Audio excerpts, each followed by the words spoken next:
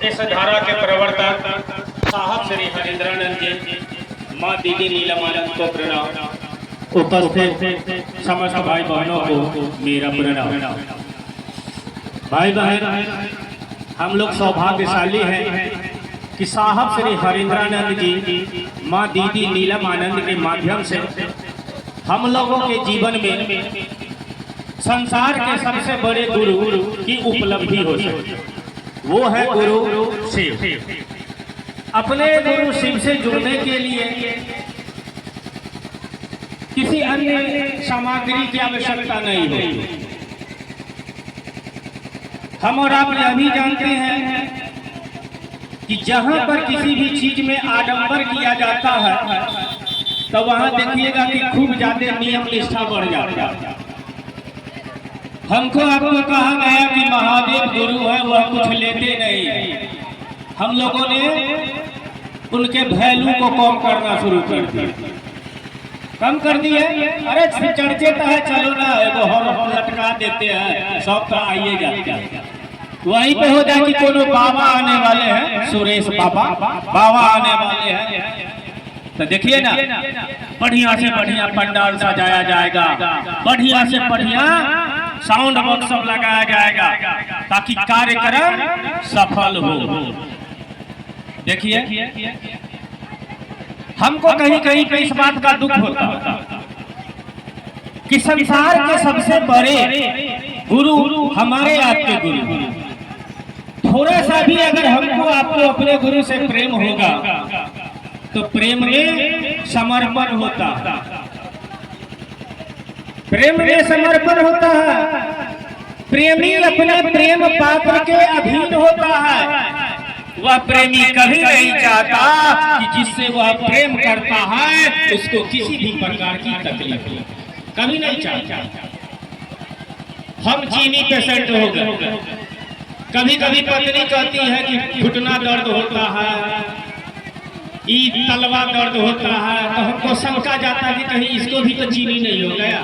तो मोने मन कहते हैं, हे महादेव, हमको दिए सो दिए, मेरी पत्नी को नहीं दिए। प्रेम करते हर व्यक्ति चाहता है कि उसको कष्ट हो तो हो, उसके बच्चों को कष्ट न हो, सब चाहता है। क्यों चाहता है? क्योंकि उसको अपने बच्चे से प्रेम होता है। हम यहीं पे देखे हैं कि बहुते गुरु बहना आई है तो चप्पल अपना वहां खोली, अब कुछ आई है तो चप्पल साथ लेके आई है, और चप्पल को खोली है, चप्पल पर बैठ गई। चप्पल से प्रेम है। हजारों की संख्या में आप अपनी चप्पल को पहचान लेते हैं क्योंकि चप्पल से आपको प्रेम है। महादेव से प्रेम नहीं। महादेव से जब प्रेम होगा थोड़ा सा भी तो परवाह होगा, प्रेम में परवाह होता है। जिससे आप प्रेम करते हैं, बच्चे से प्रेम करते हैं ना, फट जाएगा, क्या कीजिएगा? दूसरा कपड़ा लाके दीजिएगा। चप्पल टूट जाएगा, दूसरा लाके दीजिएगा। अपने बच्चे को, दूसरे के बच्चे को नहीं देते हैं, क्योंकि अपने से जो प्रेम होता है, जो अपनापन होता है, वो दूसरों से नहीं होता है। महादेव अपना है कि परा है?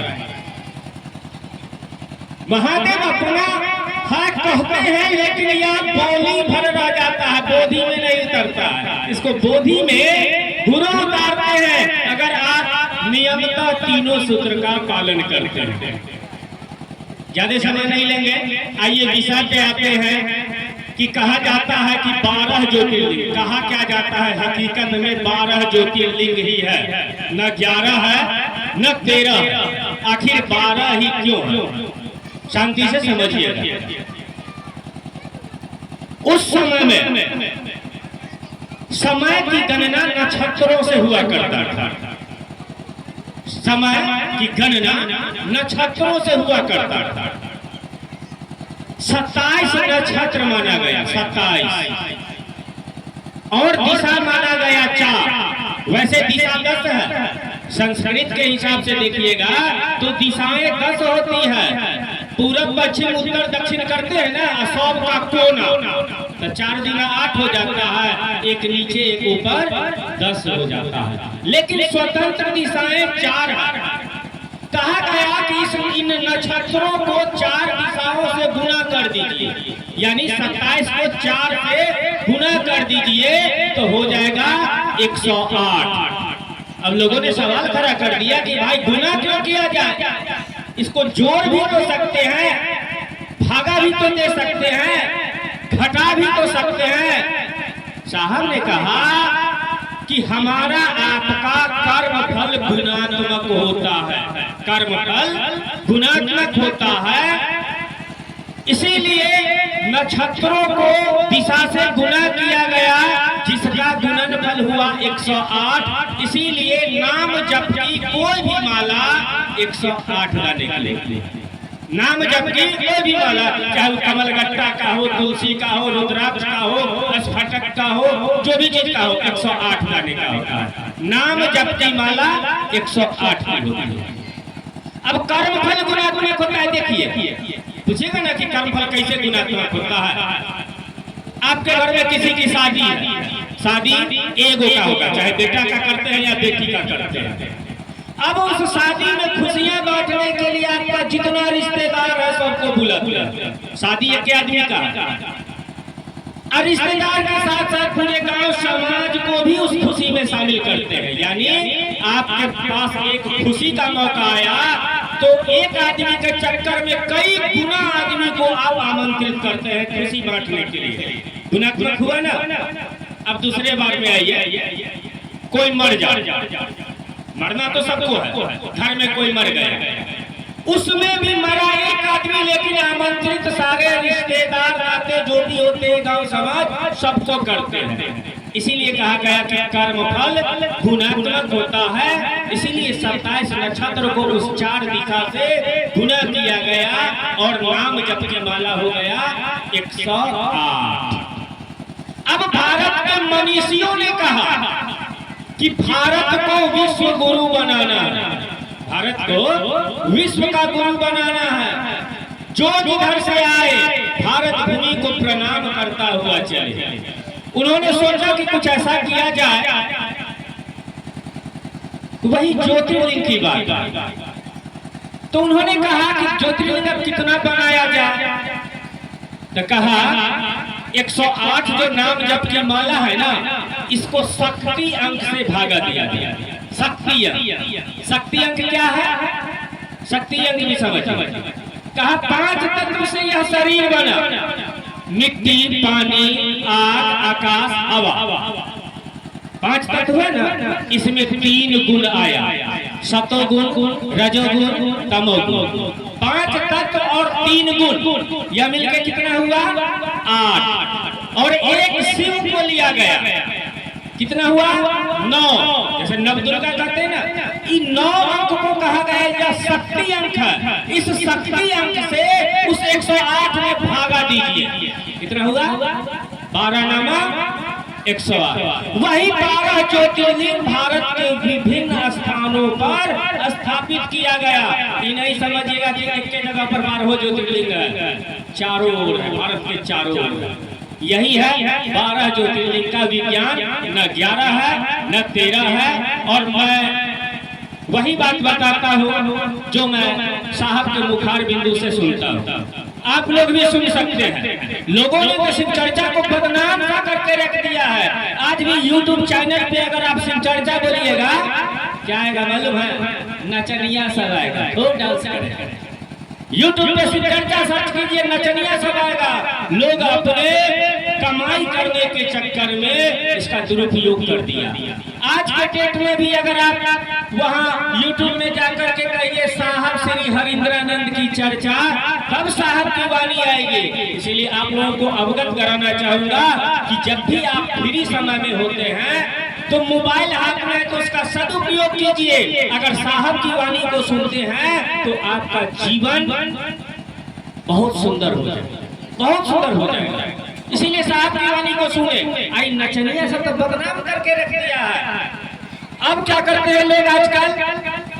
साहब दीदी का जो फोटो है मोबाइल में एक से एक सिस्टम है, कभी साहब दीदी को मंदिर के सीढ़ी पे बैठा देगा एडिट कर करके, कभी आसमान में उड़ा देगा, कभी बगीचे में फुलवारी में बैठा देगा। ये सब क्या है? साहब दीदी के छवि को धूमिल करना है। हम लोगों को ऐसा नहीं करना चाहिए। हम लोग सबसे बढ़ के गुरु का चेला है, सबसे बढ़ के, उससे बड़ा कोई है ये नहीं है, अंतिम है वो। हम लोग का अंतिम क्या होगा? यही बाजू में जो है शमशान का, इंसान का अंतिम वही है, वहाँ के बाद में कुछ नहीं है, अंतिम यात्रा वही है, राम नाम सत्य।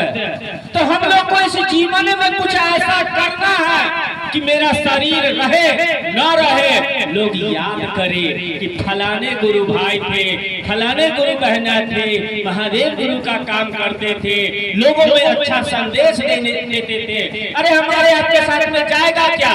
हमारा आपका कर्म लोग कहते हैं कि लोग खाली हाथ आया है, कि नहीं खाली नहीं आया है, हाथ खाली रहता है, लेकिन जन्मजात गुण प्रेम उसके साथ में आता है, और वही प्रेम सुसुप्तावस्था में हो जाता है। वह इसलिए होता है, धरती के चकाचौंध में लोग समझता है कि यही सब कुछ है।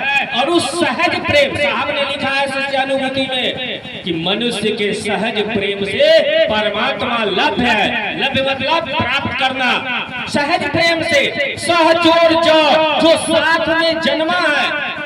देखते हैं हम लोग के पास में प्रेम के अभाव के कारण भाई भाई को भाई नहीं समझता, बाप बेटे का रिश्ता सही नहीं चलता। जितना साफ है इस संसार में, किसी को पुतौह बढ़िया नहीं मिलता, किसी को नहीं। और जितना पुतौह है, किसी को साउ से बढ़िया नहीं मिलता। क्या है कारण? क्या है कि उन दोनों के बीच में प्रेम स्थापित नहीं होता है। आप चले हैं शिव की बात करने के लिए, यह नींव अपने घर से आपको जलाना होगा। यह प्रेम की स्थापना आपको अपने घर से करना होगा। हर सास अपने पुतौह को पुतौह न समझ के बेटी का दर्जा दे, पुतौह सास न समझ के अपनी माँ का दर्जा दे।